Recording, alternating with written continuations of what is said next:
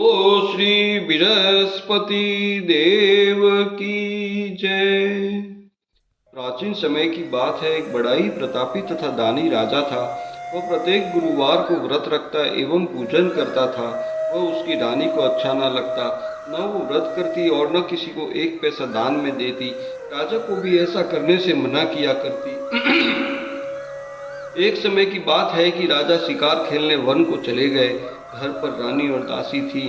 उस समय गुरु बृहस्पति साधु का रूप धारण कर राजा के दरवाजे पर भिक्षा मांगने आए। साधु ने रानी से भिक्षा मांगी तो वो कहने लगी, हे साधु महाराज, मैं इस दान पुण्य से तंग आ गई हूँ। आप कोई ऐसा उपाय बताएं जिससे मेरा सारा धन नष्ट हो जाए तथा मैं आराम से रह सकूं। साधु रूपी बृहस्पति देव ने कहा, हे देवी, तुम बड़ी विचित्र हो। संतान और धन से भी कोई दुखी होता है।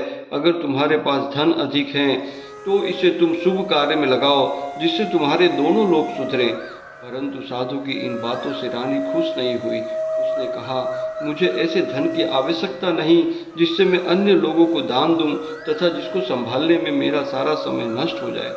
साधु ने कहा, यदि तुम्हारी ऐसी इच्छा है तो मैं तुम्हें जैसा बताता हूँ तुम वैसा ही करना। बृहस्पतिवार के दिन घर को गोबर से लीपना, अपने केशों को पीली मिट्टी से धोना, केशों को धोते समय स्नान करना, राजा से हजामत बनाने को कहना, भोजन में मांस मदिरा खाना, कपड़ा धोबी के यहाँ धुलने डालना। इस प्रकार 7 बृहस्पतिवार करने से तुम्हारा सब धन नष्ट हो जाएगा। इतना कहकर साधु देवता बृहस्पति देव अंतर ध्यान हो गए। साधु के कहे अनुसार करते हुए रानी को केवल 3 बृहस्पतिवार ही बीते थे कि उसकी समस्त धन संपत्ति नष्ट हो गई। भोजन के लिए परिवार तरसने लगा। एक दिन राजा रानी से बोला, हे रानी, तुम यहीं रहो, मैं दूसरे शहर को जाता हूँ, क्योंकि यहाँ पर मुझे सभी जानते हैं, इसलिए मैं यहाँ कोई छोटा कार्य नहीं कर सकता। ऐसा कहकर राजा प्रदेश चला गया। वहाँ वह जंगल से लकड़ी काट कर लाता और शहर में बेचता। इस तरह वह अपना जीवन व्यतीत करने लगा। इधर राजा के बिना रानी और दासी दुखी रहने लगी। एक समय जब रानी और दासियों को 7 दिन बिना भोजन के रहना पड़ा तो रानी ने अपनी दासी से कहा, हे दासी, काशी के नगर में मेरी एक बहन रहती है, वे बड़ी धनवान है। तू उसके पास जा और कुछ ले आ ताकि थोड़ा बहुत गुजर बसर हो जाए। दासी रानी की बहन के पास गई। उस दिन बृहस्पतिवार था। रानी की बहन उस समय बृहस्पतिवार की कथा सुन रही थी। दासी ने रानी की बहन को अपनी रानी का संदेश दिया, लेकिन रानी की बहन ने कोई उत्तर नहीं दिया।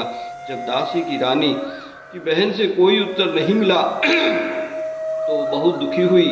उसे क्रोध भी आया। दासी ने वापस आकर रानी को सारी बात बता दी। सुनकर रानी ने अपने भाग्य को कोसा। उधर रानी की बहन ने सोचा कि मेरी बहन की दासी आई थी, परंतु मैं उससे नहीं बोली, इससे वो बहुत दुखी हुई होगी। कथा सुनकर और पूजन समाप्त कर वो अपनी बहन के घर गई और कहने लगी, हे बहन, मैं बृहस्पतिवार का व्रत कर रही थी, तुम्हारी दासी गई, परंतु जब तक कथा होती है तब तक न उठते हैं और न बोलते हैं, इसलिए मैं नहीं बोली। कहो दासी क्यों गई थी? रानी बोली, बहन, हमारे घर अनाज नहीं था। ऐसा कहते कहते रानी की आंखें भर आई। उसने दासियों समेत भूखा रहने की बात भी अपनी बहन को बता दी। रानी की बहन बोली, बहन देखो, बृहस्पति देव भगवान सबकी मनोकामनाएं पूर्ण करते हैं। देखो, शायद तुम्हारे घर में अनाज रखा हो। यह सुनकर दासी घर के अंदर गई। वहां उसे एक घड़ा अनाज का भरा मिल गया। उसे बड़ी हैरानी हुई, क्योंकि उसने एक एक बर्तन देख लिया था। उसने बाहर आकर रानी को बताया। दासी रानी से कहने लगी, हे रानी, जब हमको अन्न नहीं मिलता तो हम व्रत ही तो करते हैं, इसलिए क्यों ना इनसे व्रत और कथा की विधि पूछ ली जाए, हम भी व्रत किया करेंगे। दासी के कहने पर रानी ने अपनी बहन से बृहस्पति व्रत के बारे में पूछा। उसकी बहन ने बताया, बृहस्पतिवार के व्रत में चने की दाल और मुनगा से विष्णु भगवान का केले की जड़ में पूजन करें तथा दीपक जलावें, पीला भोजन करें तथा कथा सुने। इससे गुरु भगवान बृहस्पति प्रसन्न होते हैं, मनोकामना पूर्ण करते हैं। व्रत और पूजा की विधि बताकर रानी की बहन अपने घर को लौट गई। रानी और दासी दोनों ने निश्चय किया कि बृहस्पति देव भगवान का पूजन जरूर करेंगे। 7 रोज बाद जब बृहस्पतिवार का दिन आया तो उन्होंने व्रत रखा। गुड़शाल में जाकर चना और गुड़ बिन लाई तथा उसकी दाल से केले की जड़ में विष्णु भगवान का पूजन किया। अब पीला भोजन कहाँ से आए। दोनों बड़ी दुखी हुई, परंतु उन्होंने व्रत किया था, इसलिए बृहस्पति देव भगवान प्रसन्न थे। एक साधारण व्यक्ति के रूप में वे 2 थाल में सुंदर सा पीला भोजन लेकर आए। दासी को देखकर बोले, हे दासी, ये भोजन तुम्हारे लिए और तुम्हारी रानी के लिए है, इसे तुम दोनों ग्रहण करना। दासी भोजन पाकर बहुत प्रसन्न हुई। उसने रानी से सारी बात बताई। उसके बाद से वे प्रत्येक बृहस्पतिवार को गुरु भगवान का व्रत और पूजन करने लगी। बृहस्पति भगवान की कृपा से उनके पास धन हो गया, परंतु फिर पहले की तरह आलस्य करने लगी। तब दासी बोली, देखो रानी, तुम पहले भी इस प्रकार आलस्य करती थी, तुम्हें धन को रखने में कष्ट होता था, इसी कारण सभी धन नष्ट हो गया। अब गुरु भगवान की कृपा से हमें धन मिला है, तो फिर तुम्हें आलस्य होता है। बड़ी मुसीबतों के बाद हमने यह धन पाया है, इसलिए हमें दान पुण्य करना चाहिए। अब तुम भूखे मनुष्य को भोजन करवाओ, प्याऊ लगवाओ, ब्राह्मणों को दान दो, कुआं तालाब बावड़ी आदि का निर्माण करवाओ, मंदिर पाठशाला बनवाकर ज्ञान दान दो, कुंवारी कन्याओं का विवाह करवाओ, अर्थात धन को शुभ कार्य में खर्च करो, जिससे तुम्हारे कुल का यश बढ़े तथा स्वर्ग प्राप्त हो और पितर प्रसन्न हो। दासी की बात मानकर रानी शुभ कर्म करने लगी, उसका यश फैलने लगा।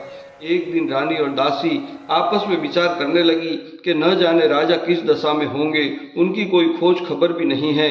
उन्होंने श्रद्धा पूर्वक गुरु बृहस्पति भगवान से प्रार्थना की कि राजा जहाँ कहीं भी हों, शीघ्र वापस आ जाएं। उधर राजा परदेश में बहुत दुखी रहने लगा। वह प्रतिदिन जंगल से लकड़ी बीनकर लाता और उसे शहर में बेचकर अपने दुखी जीवन को बड़ी कठिनता से व्यतीत करता। एक दिन दुखी हो अपनी पुरानी बातों को याद करके वह रोने लगा और उदास हो गया।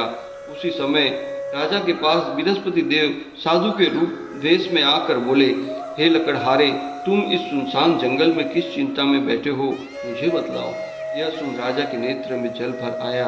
साधु की वंदना कर राजा ने अपनी संपूर्ण कहानी सुना दी। महात्मा दयालु होते हैं। वे राजा से बोले, हे राजा, तुम्हारी पत्नी ने बृहस्पति देव के प्रति अपराध किया था, जिसके कारण तुम्हारी यह दशा हुई। अब तुम किसी प्रकार की चिंता मत करो, भगवान तुम्हें पहले से भी अधिक धन देंगे। देखो, तुम्हारी पत्नी ने बृहस्पतिवार का व्रत प्रारंभ कर दिया है। अब तुम भी बृहस्पतिवार का व्रत करके चने की दाल व गुड़ जल के लोटे में डालकर केले का पूजन करो, फिर कथा कहो या सुनो, भगवान तुम्हारी सब मनोकामनाएं पूर्ण करेंगे। साधु की बात सुनकर राजा बोला, हे प्रभु, लकड़ी बेचकर तो इतना पैसा भी नहीं बचता जिससे भोजन के उपरांत में कुछ बचा सकूं। मैंने रात्रि में अपनी रानी को व्याकुल देखा है। मेरे पास कोई साधन नहीं जिससे उसका समाचार जान सकूं। फिर मैं बृहस्पतिवार की क्या कहानी कहूं, यह भी मुझको मालूम नहीं है। साधु ने कहा, हे राजा, मन में बृहस्पति भगवान के पूजन व्रत का निश्चय करो, वे स्वयं तुम्हारे लिए कोई राह बना देंगे।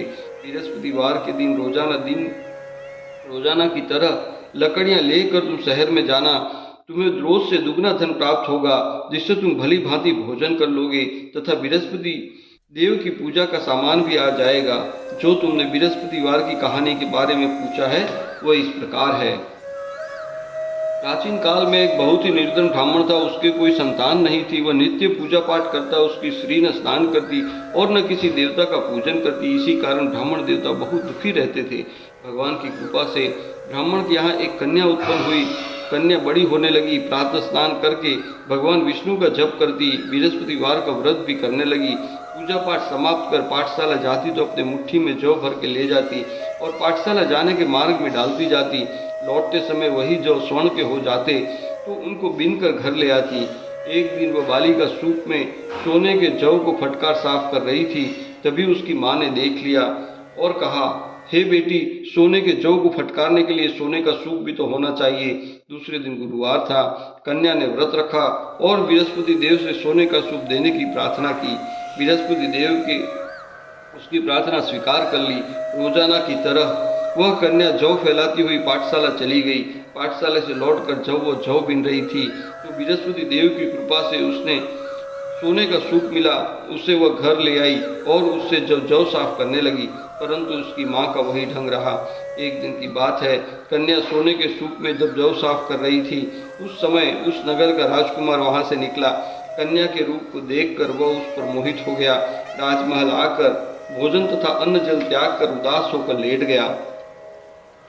राजा को जब राजकुमार द्वारा अन्न जल त्यागने का समाचार ज्ञात हुआ तो अपने मंत्रियों के साथ वह अपने पुत्र के पास गया और कारण पूछा। राजकुमार ने राजा को उस लड़की के घर का पता भी बता दिया। मंत्री उस लड़की के घर गया। मंत्री ने ब्राह्मण की समक्ष राजा की ओर से निवेदन किया। कुछ ही दिन बाद ब्राह्मण की कन्या का विवाह राजकुमार के साथ संपन्न हो गया। कन्या के घर से जाते ही ब्राह्मण की घर में पहले की भांति गरीबी का निवास हो गया। एक दिन दुखी होकर ब्राह्मण अपनी पुत्री से मिलने गए। बेटी ने पिता की अवस्था को देखा और अपनी माँ का समाचार पूछा। ब्राह्मण ने सभी हाल कह सुनाया। कन्या ने बहुत सा धन देकर अपने पिता को विदा कर दिया, लेकिन कुछ दिन बाद फिर वही हाल हो गया। ब्राह्मण फिर अपनी कन्या के यहाँ गया और सभी हाल कहा तो पुत्री बोली, हे पिताजी, आप माताजी को यहाँ लिवा लाओ, मैं उन्हें वह विधि बता दूंगी जिससे गरीबी दूर हो जाए। ब्राह्मण देवता अपनी स्त्री को साथ लेकर अपनी पुत्री के पास राजमहल पहुंचे तो पुत्री अपनी माँ को समझाने लगी, हे माँ, तुम प्रातःकाल स्नान आदि करके विष्णु भगवान का पूजन करो तो सब दरिद्रता दूर हो जाएगी। परंतु उसकी माँ ने उसकी एक भी बात नहीं मानी। वह प्रातःकाल उठकर अपनी पुत्री का बचा जूठन खा लेती थी। एक दिन उसकी पुत्री को गुस्सा आया। उसने अपनी माँ को एक कोठरी में बंद कर दिया। प्रातः उसे स्नान आदि करा के पूजा पाठ करवाया तो उसकी माँ की बुद्धि ठीक हो गई। इसके बाद वह नियम से पूजा पाठ करने और प्रत्येक बृहस्पतिवार को व्रत रखने लगी। इस व्रत के प्रभाव से मृत्यु के बाद वह स्वर्ग को गई और ब्राह्मण भी सुखपूर्वक इस लोक का सुख भोग कर स्वर्ग को प्राप्त हुआ। इस तरह कहानी कहकर साधु देवता वहां से लोप हो गए। धीरे धीरे समय व्यतीत होने पर फिर बृहस्पतिवार का दिन आया। राजा जंगल से लकड़ी काटकर शहर में बेचने गया। उसे उस दिन और दिनों से अधिक धन मिला। राजा ने चना गुड़ आदि लाकर बृहस्पतिवार का व्रत किया। उस दिन से उसके सभी क्लेश दूर हो गए। परंतु जब अगले गुरुवार का दिन आया तो बृहस्पतिवार का व्रत करना भूल गया। इसी कारण ब्राह्मण बृहस्पति भगवान नाराज हो गए। उस दिन उस नगर के राजा ने विशाल यज्ञ का आयोजन किया था तथा अपने समस्त राज्य में घोषणा करवा दी कि सभी मेरे यहाँ पर भोजन करने आवें, किसी के यहाँ चूल्हा ना जले। इस आज्ञा को जो न मानेगा उसको फांसी दे दी जाएगी। राजा की आज्ञा अनुसार राज्य के सभी वासी राजा के भोज में सम्मिलित हुए, लेकिन लकड़हारा कुछ देर से पहुंचा, इसीलिए राजा उसको अपने साथ महल में ले गए। जब राजा लकड़हारे को भोजन करा रहे थे तो रानी की दृष्टि उस खूंटी पर पड़ी जिस पर उसका हार लटका हुआ था। उसे हार खूंटी पर लटका दिखाई नहीं दिया। रानी को निश्चय हो गया कि मेरा हार इस लकड़हारे ने चुरा लिया है। उसी समय सैनिक बुलवाकर उसको जेल में डलवा दिया। लकड़हारा जेल में विचार करने लगा कि न जाने कौन से पूर्व जन्म के कर्म से मुझे दुख प्राप्त हुआ है, और जंगल में मिले साधु को याद करने लगा। तत्काल बृहस्पति देव साधु के वेश में प्रकट हो गए और कहने लगे, अरे मूर्ख, तूने बृहस्पति देवता की कथा नहीं की, इसी कारण तुझे दुख प्राप्त हुआ है। अब चिंता मत कर, बृहस्पतिवार के दिन जेल खाने के दरवाजे में तुझे 4 पैसे पड़े मिलेंगे। उनसे तू बृहस्पति देव की पूजा करना तो तेरे सभी कष्ट दूर हो जाएंगे। अगले बृहस्पतिवार उसे जेल के द्वार पर 4 पैसे मिले। राजा ने पूजा का सामान मंगवाकर कथा कही और प्रसाद बांटा। उसी रात्रि में बृहस्पति देव ने उस नगर के राजा को स्वप्न में कहा, हे राजा, तूने जिसे जेल में बंद किया है उसे कल छोड़ देना, वह निर्दोष है। राजा प्रातःकाल उठा और खूंटी पर हार टंगा देखकर लकड़हारे को बुलाकर क्षमा मांगी तथा राजा के योग्य सुंदर वस्त्र आभूषण भेंट कर उसे विदा कर दिया। गुरुदेव की आज्ञा अनुसार राजा अपने नगर को चल दिया। राजा जब नगर के निकट पहुंचा तो उसे बड़ा ही आश्चर्य हुआ। नगर में पहले से भी अधिक बाग, तालाब और कुएं तथा बहुत सी धर्मशालाएं, मंदिर आदि बने हुए थे। राजा ने पूछा कि ये किसका बाग और धर्मशाला है? तब नगर के सब लोग कहने लगे, यह सब रानी और दासी द्वारा बनवाए गए हैं। राजा को आश्चर्य हुआ और गुस्सा भी आया कि उसकी अनुपस्थिति में रानी के पास ये धन कहाँ से आया होगा। जब रानी ने यह खबर सुनी कि राजा आ रहे हैं तो उसने अपनी दासी से कहा, हे दासी, देख, राजा हमको कितनी बुरी हालत में छोड़कर गए थे। वे हमारी ऐसी हालत देखकर लौट न जाएं, इसलिए तू दरवाजे पर खड़ी हो जा। रानी की आज्ञा अनुसार दासी दरवाजे पर खड़ी हो गई और जब राजा आए तो उन्हें अपने साथ महल में लिवा लाई। तब राजा ने क्रोध करके अपनी तलवार निकाली और पूछने लगा, बताओ ये धन तुम्हें कैसे प्राप्त हुआ है? तब रानी ने सारी कथा कह सुनाई। राजा ने निश्चय किया कि मैं रोजाना दिन में 3 बार कथा कहा करूंगा तथा रोज व्रत किया करूंगा। अब हर समय राजा के दुपट्टे में चने की दाल बंधी रहती तथा दिन में 3 बार कथा कहता। एक रोज राजा विचार विचार किया कि चलो अपनी बहन के यहाँ हो आऊं। इस तरह का निश्चय कर राजा घोड़े पर सवार हो अपनी बहन के यहाँ चल दिया। मार्ग में उसने देखा कि कुछ आदमी एक मुर्दे को लिए जा रहे हैं। उन्हें रोक कर वो कहने लगा, अरे भाइयों, मेरी बृहस्पतिवार की कथा सुन लो। वे बोले, लो, हमारा तो आदमी मर गया है और इसको अपनी कथा की पड़ी है। परंतु कुछ आदमी बोले, अच्छा कहो, हम तुम्हारी कथा भी सुनेंगे। राजा ने दाल निकाली और कथा कहनी शुरू कर दी। जब कथा आदि हुई तो मुर्दा हिलने लगा और जब कथा समाप्त हुई तो राम राम करके मुर्दा खड़ा हो गया। राजा आगे बढ़ा। उसे चलते चलते शाम हो गई। आगे मार्ग में उसे एक किसान खेत में हल चलाता मिला। राजा ने उससे कथा सुनने का आग्रह किया, लेकिन वह नहीं माना। राजा आगे चल पड़ा। राजा के हटते ही बैल पछाड़ खाकर गिर गए तथा किसान के पेट में बहुत जोर से दर्द होने लगा। उसी समय किसान की पत्नी रोटी लेकर आई। उसने जब देखा तो अपने पुत्र से सब हाल पूछा। बेटे ने सभी हाल बता दिया। बुढ़िया दौड़ी दौड़ी उस घुड़सवार के पास गई और उससे बोली, मैं तेरी कथा सुनूंगी, तू अपनी कथा मेरे खेत पर ही चल कर कहना। राजा ने लौटकर बुढ़िया के खेत पर जाकर कथा कही। इसके सुनते ही बैल खड़े हो गए तथा किसान के पेट का दर्द भी बंद हो गया। राजा अपनी बहन के घर पहुंच गया। बहन ने भाई की खूब मेहमानी की। दूसरे रोज प्रातःकाल जब राजा जागा तो वो देखने लगा कि सब लोग भोजन कर रहे हैं। राजा ने अपनी बहन से जब पूछा, ऐसा कोई मनुष्य है जिसने भोजन नहीं किया हो, जो मेरी बृहस्पतिवार की कथा सुन ले। बहन बोली, हे भैया, यह देश ऐसा ही है। पहले यहाँ के लोग भोजन करते हैं, बाद में अन्य काम करते हैं। फिर वह एक कुम्हार के घर गई जिसका लड़का बीमार था। उसे मालूम हुआ कि उसके यहाँ 3 दिन से किसी ने भोजन नहीं किया है। रानी ने अपने भाई की कथा सुनने के लिए कुम्हार से कहा। वह तैयार हो गया। राजा ने जाकर बृहस्पतिवार की कथा कही, जिसको सुनकर उसका लड़का ठीक हो गया। अब तो राजा की प्रशंसा होने लगी। एक दिन राजा ने अपनी बहन से कहा, हे बहन, मैं तो अपने घर को जाऊंगा, तुम भी तैयार हो जाओ। राजा की बहन ने अपनी सास से अपने भाई के साथ जाने की आज्ञा मांगी। सास बोली, चली जा, परंतु अपने लड़कों को मत ले जाना, क्योंकि तेरे भाई को कोई संतान नहीं होती है। बहन ने अपने भाई से कहा, हे भैया, मैं तो चलूंगी, परंतु कोई बालक नहीं आएगा। अपनी बहन को भी छोड़कर दुखी मन से राजा अपने नगर को लौट गया। राजा ने अपनी रानी से सारी कथा बताई और बिना भोजन के शैया पर लेट गया। रानी बोली, हे प्रभु, बृहस्पति देव ने हमें सब कुछ दिया है, वे हमें संतान अवश्य देंगे। उसी रात बृहस्पति देव ने राजा को स्वप्न में कहा, हे राजा, उठ, सभी सोच त्याग दे, तेरी रानी गर्भवती है। राजा को यह जानकर बड़ी खुशी हुई। 9वें महीने रानी के गर्भ से एक सुंदर सा पुत्र पैदा हुआ।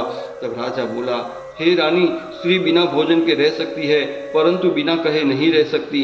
जब मेरी बहन आए तो तुम उसे कुछ मत कहना। रानी ने हाँ कर दी। जब राजा की बहन ने यह शुभ समाचार सुना तो वो बहुत खुश हुई तथा बधाई लेकर अपने भाई के यहाँ आई और रानी ने तब उसे आने का उलाहना दिया। जब भाई अपने साथ ला रहे थे तब तो टाल गई, उनके साथ ना आई और आज अपने आप ही भागी भागी बिना बुलाए आ गई। तो राजा की बहन बोली, भाई, मैं इस प्रकार ना कहती तो तुम्हारे यहाँ औलाद कैसे होती। बृहस्पति देव सभी की मनोकामनाएं पूर्ण करते हैं। जो सद्भावना पूर्वक बृहस्पतिवार का व्रत करता है, कथा पढ़ता है अथवा सुनता है और दूसरों को सुनाता है, बृहस्पति देव उसकी सभी की मनोकामनाएं पूर्ण करते हैं, उनकी सदैव रक्षा करते हैं। जो संसार में सद्भावना से गुरु पूजन का एवं व्रत सच्चे हृदय से करते हैं, उनकी सभी की मनोकामनाएं वैसे ही पूर्ण होती हैं जैसी सच्ची भावना से रानी और राजा ने बृहस्पति देव की कथा का गुणगान किया तो उनकी सभी इच्छाएं बृहस्पति देव ने पूर्ण की।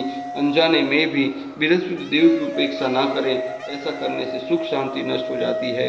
इसलिए सबको कथा सुनने के बाद प्रसाद लेकर जाना चाहिए तथा हृदय से उनका मनन करते हुए जय जयकार बोलना चाहिए। बोलो गुरु बृहस्पति देव की जय।